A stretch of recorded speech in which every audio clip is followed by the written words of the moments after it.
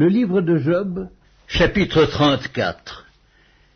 Élihu reprit et dit, « Sages, écoutez mes discours, vous qui êtes intelligents, prêtez-moi l'oreille, car l'oreille discerne les paroles comme le palais savoure les aliments. Choisissons ce qui est juste, voyons entre nous ce qui est bon. » Job dit, « Je suis innocent, et Dieu me refuse justice. J'ai raison et je passe pour menteur. Ma plaie est douloureuse, et je suis sans péché. Y a-t-il un homme semblable à Job, buvant la raillerie comme l'eau, marchant en société de ceux qui font le mal, cheminant de pair avec les impies? Car il a dit, il est inutile à l'homme de mettre son plaisir en Dieu. Écoutez-moi donc, homme de sens, loin de Dieu l'injustice, loin du Tout-Puissant l'iniquité. Il rétribue chacun selon ses voies, il rend à l'homme selon ses œuvres. Non, certes, Dieu ne commet pas l'iniquité, le Tout-Puissant ne viole pas la justice. Qui l'a chargé de gouverner la terre? Qui a confié l'univers à ses soins? S'il ne pensait qu'à lui-même, s'il retirait à lui son esprit et son souffle, toute chair périrait soudain, et l'homme rentrerait dans la poussière. Si tu as de l'intelligence, écoute ceci, prête l'oreille au son de mes paroles. Un ennemi de la justice régnerait-il, et condamneras-tu le juste, le puissant, qui proclame la méchanceté des rois et l'iniquité des princes, qui n'a point égard à l'apparence des grands et ne distingue pas le riche du pauvre, parce que tous sont l'ouvrage de ses mains? En un instant il perd de la vie. Au milieu de la nuit, un peuple chancelle et périt. Le puissant disparaît sans la main d'aucun homme, car Dieu voit la conduite de tous. Il a les regards sur les pas de chacun. Il n'y a ni ténèbres ni ombre de la mort où puissent se cacher ceux qui commettent l'iniquité. Dieu n'a pas besoin d'observer longtemps pour qu'un homme entre en jugement avec lui. Il brise les grands sans information, et il en met d'autres à leur place, car il connaît leurs œuvres, il les renverse de nuit, et ils sont écrasés, il les frappe comme des impies, à la face de tous les regards, et se détournant de lui, en abandonnant toutes ses voies, ils ont fait monter à Dieu le cri du pauvre, ils l'ont rendu attentif au cri des malheureux. S'il donne le repos, qui répandra le trouble? S'il cache sa face, qui pourra le voir? Il traite à l'égal soit une nation, soit un homme, afin que l'impie ne domine plus, et qu'il ne soit plus un piège pour le peuple. Car a-t-il jamais dit à Dieu, « J'ai été châtié, je ne pécherai plus » Montre-moi ce que je ne vois pas. Si j'ai commis des injustices, je n'en commettrai plus. Est-ce d'après toi que Dieu rendra la justice? C'est toi qui rejettes, qui choisis, mais non pas moi. Ce que tu sais, dis-le donc. Les hommes de sens seront de mon avis. Le sage qui m'écoute pensera comme moi. Job parle sans intelligence, et ses discours manquent de raison. Qu'il continue donc à être éprouvé, puisqu'il répond comme font les méchants, car il ajoute à ses fautes de nouveaux péchés, il bat des mains au milieu de nous, il multiplie ses paroles contre Dieu. Le livre de Job, chapitre 35. Élihu reprit et dit, « Imagines-tu avoir raison, penses-tu te justifier devant Dieu quand tu dis « Que me sert-il, que me revient-il de ne pas pécher ?» C'est à toi que je vais répondre et à tes amis en même temps. Considère les cieux et regarde. Vois les nuées comme elles sont au-dessus de toi.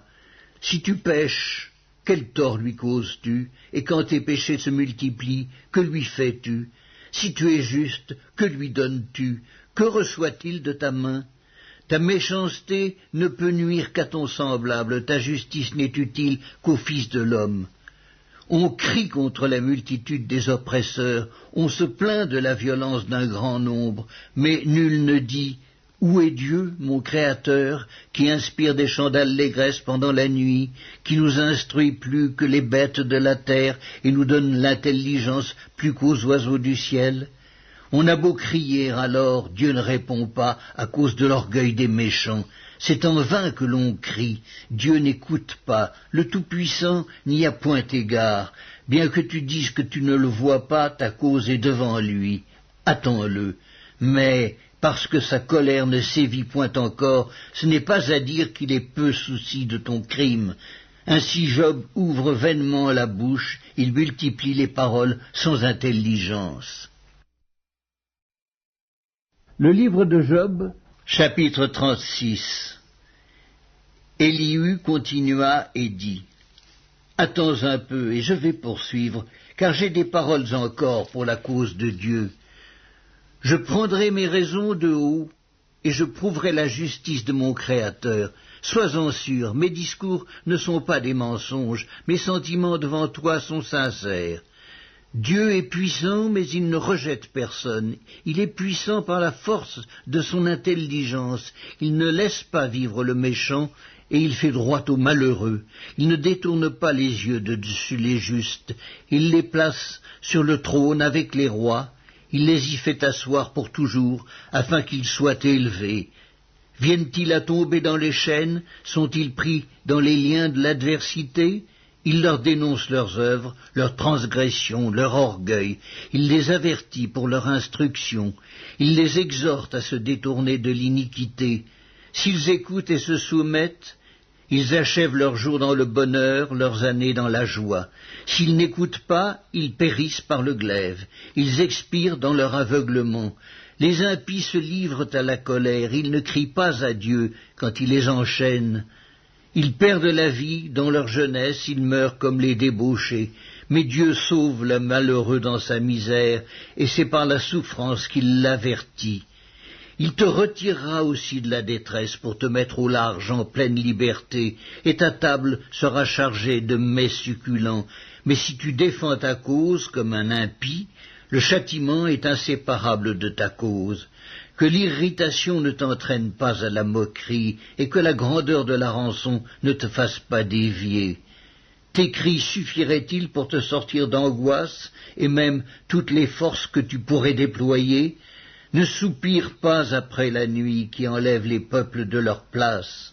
Garde-toi de te livrer au mal, car la souffrance t'y dispose. Dieu est grand par sa puissance. Qui saurait enseigner comme lui? Qui lui prescrit ses voies? Qui ose dire « tu fais mal » ? Souviens-toi d'exalter ses œuvres que célèbrent tous les hommes. Tout homme les contemple, chacun les voit de loin.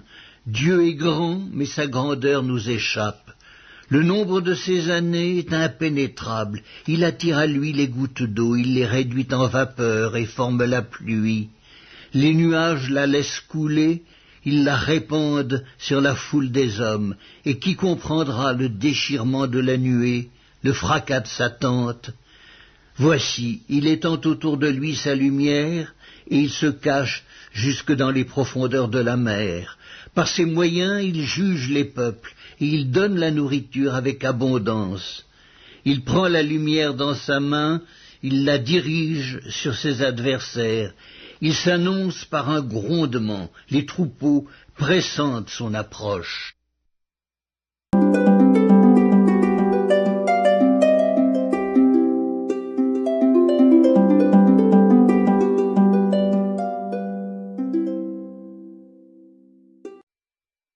Évangile selon Luc, chapitre 15.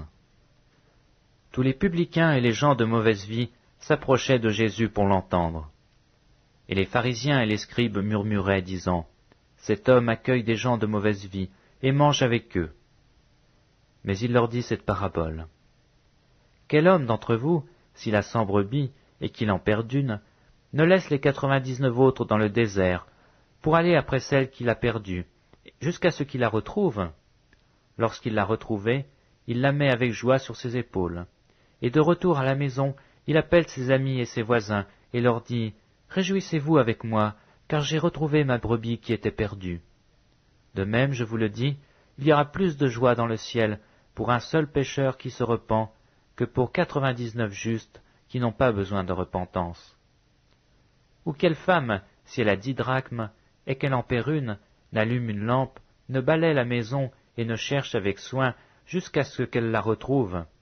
Lorsqu'elle l'a retrouvée, elle appelle ses amis et ses voisines et dit « Réjouissez-vous avec moi, car j'ai retrouvé la drachme que j'avais perdue. » De même, je vous le dis, il y a de la joie devant les anges de Dieu pour un seul pécheur qui se repent.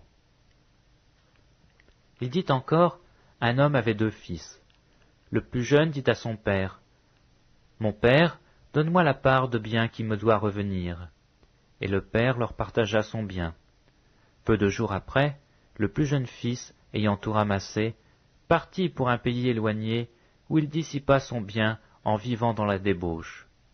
Lorsqu'il eut tout dépensé, une grande famine survint dans le pays, et il commença à se trouver dans le besoin. Il alla se mettre au service d'un des habitants du pays, qui l'envoya dans ses champs garder les pourceaux. Il aurait bien voulu se rassasier des carouges que mangeaient les pourceaux, mais personne ne lui en donnait. Étant rentré en lui-même, il se dit, « Combien de mercenaires chez mon père ont du pain en abondance, et moi ici je meurs de faim. Je me lèverai, j'irai vers mon père, et je lui dirai, « Mon père, j'ai péché contre le ciel et contre toi. Je ne suis plus digne d'être appelé ton fils. Traite-moi comme l'un de tes mercenaires. » Et il se leva, et il alla vers son père. Comme il était encore loin, son père le vit et fut ému de compassion. Il courut se jeter à son cou et le baisa. Le fils lui dit, « Mon père, j'ai péché contre le ciel et contre toi. Je ne suis plus digne d'être appelé ton fils. » Mais le père dit à ses serviteurs, « Apportez vite la plus belle robe, et l'en revêtez. Mettez-lui un anneau au doigt et des souliers aux pieds. Amenez le veau gras et tuez-le. Mangeons et réjouissons-nous.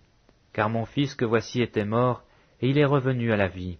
Il était perdu, et il est retrouvé. » Et ils commencèrent à se réjouir. Or le fils aîné était dans les champs. Lorsqu'il revint et approcha de la maison, il entendit la musique et les danses. Il appela un de ses serviteurs, et lui demanda ce que c'était. Ce serviteur lui dit, « Ton frère est de retour, et parce qu'il l'a retrouvé en bonne santé, ton père a tué le veau gras. » Il se mit en colère, et ne voulut pas entrer. Son père sortit, et le pria d'entrer.